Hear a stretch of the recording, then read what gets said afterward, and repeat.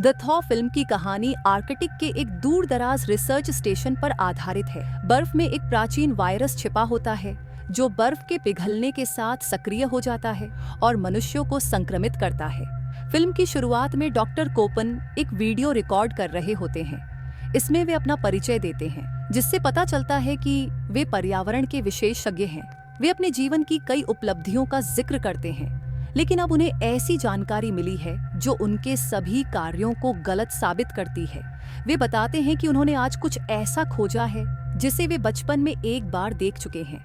इसके बाद दृश्य बदलता है और विभिन्न समाचार चैनलों पर पर्यावरण से संबंधित चेतावनी और ग्लोबल वार्मिंग, सूखा, तूफान आदि पर छोटे छोटे वीडियो चलते हैं। एक दृश्य में बर्फीले इलाके में एक ध्रुवीय भालू बर्फ में कुछ खाता हुआ दिखाई देता है। डॉक्टर कोपन और उनकी टीम ऊपर से ही उसे निशाना बनाए देख रहे होते हैं। कोपन के निर्देश पर डेविड भालू पर एक इंजेक्शन दागता है। भालू पहले आक्रामक होकर उनकी तरफ भागता है, लेकिन जल्द ही बेहोश होकर गिर जाता है।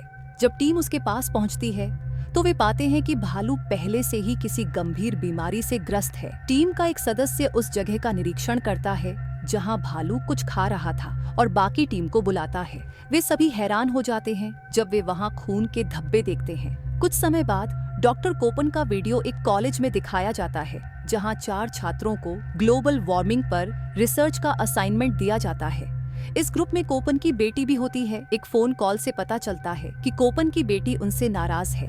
कोपन उसे मनाने की कोशिश करते हुए बताते हैं कि उन्होंने वहां कुछ महत्वपूर्ण खोजा है, लेकिन बेटी बात करने से इनकार कर देती है। डॉक्टर फोन काटते ही होते हैं कि तभी एक आदमी आकर उन्हें बताता है कि एक सदस्य मर गया है। हैरान होकर डॉक्टर अंदर जाते हैं। उधर चारों छात्र हेलीकॉप्टर से डॉक्टर के पास जाने की तैयारी कर रहे होते हैं। इधर भालू से निकला वायरस टीम के सभी सदस्यों को संक्रमित कर देता है। उनकी टीम का कुत्ता भी मर जाता है और पूरी टीम भयभीत हो जाती है। डॉक्टर छात्रों के ग्रुप को आने से मना करते हैं, लेकिन वे तब तक निकल चुके होते हैं। रास्ते में उन्हें बर्फ के बड़े बड़े टुकड़े पिघले हुए दिखते हैं। एडम कहता है, पता नहीं इंसान कब जागेगा। वे ग्लोबल वार्मिंग के लिए इंसानों को दोषी ठहरा रहे होते हैं। जब वे उस जगह पहुंचते हैं तो पाते हैं कि वहां न बिजली है न पानी, और ऐसा लगता है कि सभी लोग पहले ही वहां से जा चुके हैं। जब हेलीकॉप्टर का पायलट बट तेल निकाल रहा होता है, तभी उसे गोली चलने की आवाज सुनाई देती है। इधर एल्विन और एडम अंधेरे में कुछ खोज रहे होते हैं। तभी अचानक उन्हें कुछ दिखाई देता है। जब वे नजदीक जाकर देखते हैं तो वहां मरा हुआ भालू पड़ा होता है। एडम उसका फोटो लेने की कोशिश करता है, बट जब भालू के पास जाता है तो उसके हाथ में कुछ चुभ जाता है, लेकिन वह इस पर ज्यादा ध्यान नहीं देता। तब तक टीम का एक और सदस्य मर जाता है और बाकी लोग भी बीमार पड़ने लगते हैं। एल्विन अपने पिता से संपर्क करने की कोशिश करती है। जब उसके पिता को पता चलता है कि वे वहां पहुंच चुके हैं तो वे नाराज हो जाते हैं। डॉक्टर को लगता है कि अब स्थिति हाथ से बाहर जा रही है। कोपिन का असिस्टेंट यह सोचकर डॉक्टर को गोली मार देता है कि वे दूसरों को संक्रमित कर सकते हैं। रात होते ही छात्रों का ग्रुप इंतजार कर रहा होता है। तभी एल्विन को कुछ आवाज सुनाई देती है। वह बाहर जाकर देखती है, लेकिन वहां कोई नहीं होता। जब वह हेलीकॉप्टर का दरवाजा खोलती है तो उसके पिता का असिस्टेंट बेहोश मिलता है। वह उसे अंदर ले आती है। इस बीच छात्रों के ग्रुप में से एक व्यक्ति भी वायरस से संक्रमित हो चुका होता है। बट के हाथ में जो छोटी सी चुभन हुई थी वह अब तेजी से फैलने लगती है। उसका पूरा हाथ दागों से भर जाता है, लेकिन अभी तक वे यह समझ नहीं पाए होते कि यह संक्रमण है। टीम घर लौटने का प्लान बनाती है, लेकिन कोपन की असिस्टेंट हेलीकॉप्टर के सभी सिस्टम को खराब कर चुकी होती है, क्योंकि उसे डर होता है कि वे लोग वायरस को शहर तक पहुंचा देंगे। तभी लिंक चेन आकर बताती है कि असिस्टेंट की हालत बहुत खराब हो चुकी है। उसके शरीर से छोटे छोटे कीड़े निकल रहे होते हैं जो वायरस फैला रहे होते हैं। एल्विन और एडम हिल स्टेशन की ओर जाने का फैसला करते हैं, लेकिन वहां उन्हें सिर्फ लाशें मिलती हैं। उन्हें एहसास होता है कि सभी मारे जा चुके हैं। उधर बट के हाथ की हालत और खराब हो जाती है। टीम को अब समझ आने लगता है कि वे सभी एक घातक वायरस की चपेट में आ चुके हैं। वे लोग शहर के संपर्क में आने की कोशिश करते हैं, लेकिन फ्रेडरिक सभी कनेक्शन नष्ट कर देता है। अब स्थिति इतनी भयावह हो जाती है कि संक्रमित लोगों को जलाकर ही वायरस को रोका जा सकता है।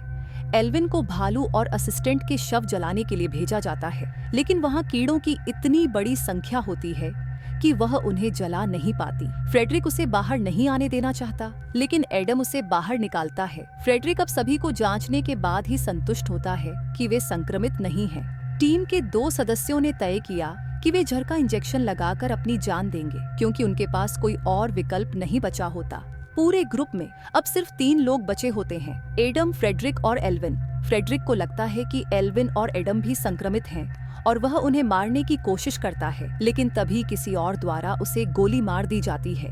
एल्विन को पता चलता है कि उसके पिता अभी जिंदा हैं। वह उन्हें गले लगाती है और पूछती है कि क्या वे संक्रमित हैं।